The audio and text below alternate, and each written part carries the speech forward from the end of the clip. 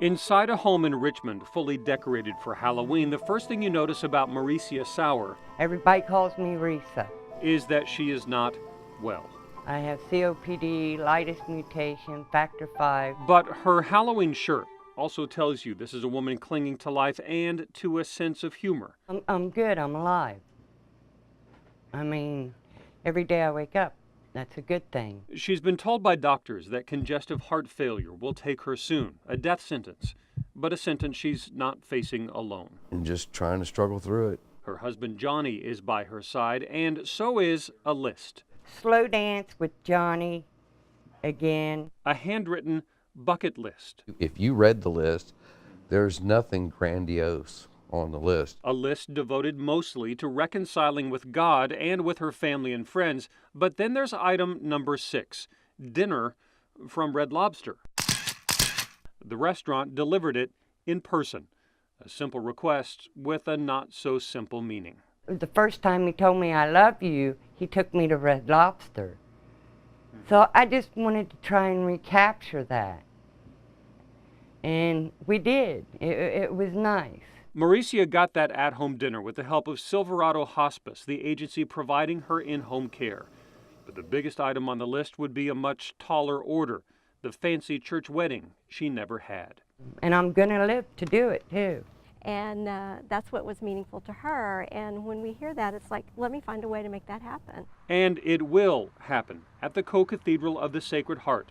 Special meaning for a Catholic whose own heart is failing her. He's going to be teary-eyed. I'm going to be teary-eyed. I can go to my grave knowing it was a real marriage, not just a JP. Silverado Hospice suggests to their patients that they make a bucket list to have something to live for, to drain every minute out of every day. If you can still move about, do it. Because if you don't, it's just a day you've missed, a regret that's going to be on your list. And I don't want regrets on my list. A dying woman's last wish and worthy advice for the rest of us too. In Richmond, Kevin Reece, KHOU, 11 News. This is my Halloween costume. At Halloween, we met a woman in Richmond, a woman dying. Everybody calls me Risa. Reece KHOU-TV has a fatal heart condition. She's been told she has months, not years. I'm alive. I mean, every day I wake up, that's a good thing. And in these final days, she made a bucket list. Slow dance with Johnny again. A handwritten list of the last moments she and her husband Johnny hoped to share, including the big church wedding they never had. And I'm going to live to do it, too. Saturday, she did live to see it. May your blessings be upon them eternally. The Co-Cathedral of the Sacred Heart, the biggest Catholic sanctuary in Houston. Will you love, honor each other as man and wife for the rest of your lives? Yes, we will. Yes, we will. When people heard Reece's story, they helped this last dream come true. A hairdresser, a florist, a photographer, all donated their time. I, John, take you, Reece, to be my wife. To be my wife. Silverado Hospice made the rest of the arrangements. In good times and in bad. In sickness and in health. In sickness and in health. So that a woman in failing health could live her dreams at least one more day. I will love you and honor you. All the days of my life. All the days of my life. Everything I've been waiting on. And I'm just happy it's here. You may kiss the bride. Mwah.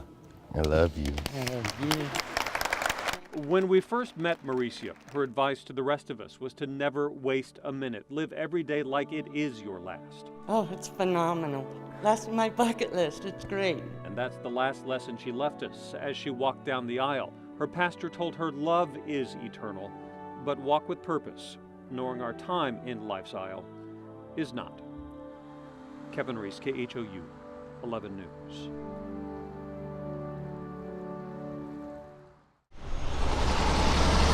A remote ranch in Brenham is as close as a 9.5-year-old boy ever gets to school. I would if I could. But C.J. Heron can't go to school because he got too early a start.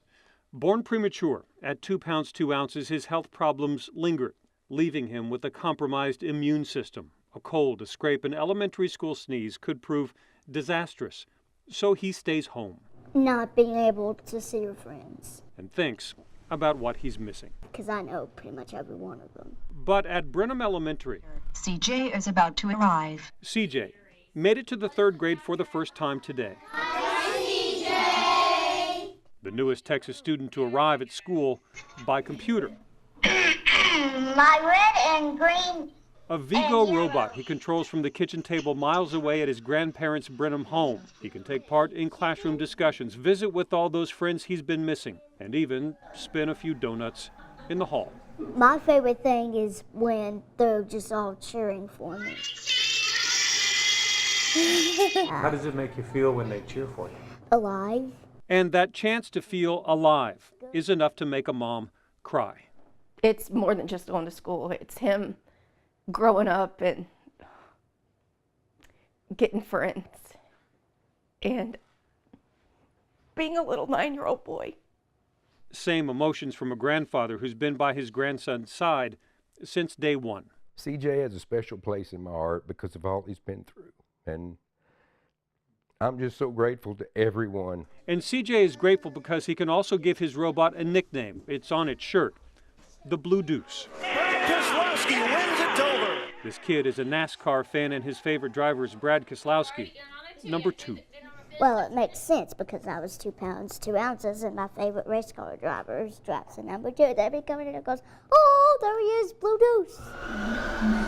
For now, the somewhat slower Blue Deuce will run the hallways at Brenham Elementary, sit side by side with his 3rd grade classmates in the front row. What do you think now? How fun is this? Pretty fun. A robot, a lifeline for a little kid until he's healthy enough to get back into the race in person. Okay, on and off in 3, 2, 1. CJ has left the building. In Brenham, Kevin Reece, KHOU, 11 News. How you doing?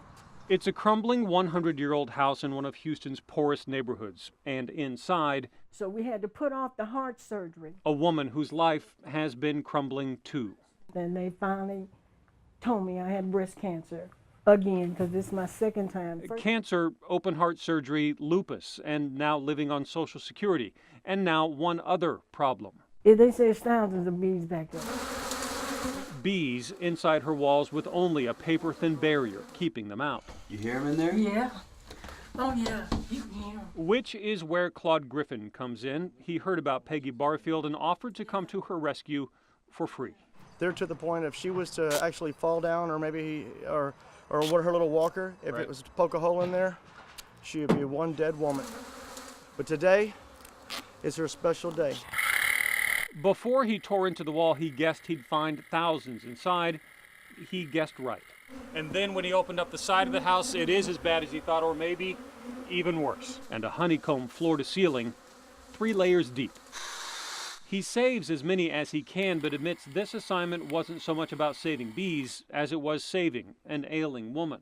It is beyond belief. Appreciation is not even a big enough word for me to offer out. He has a big personality and a big heart to match. More than she knew, actually. Knock, knock. Because Claude wanted to do one more thing. This is Valentine's Day, after all. So sweet. And he thought Peggy deserved flowers and a box of candy, too. It's all good, hon. It's all good. This is your day. A good day for a good cry, a kind gesture, and a few less bees. Kevin Reece, KHOU, 11 News.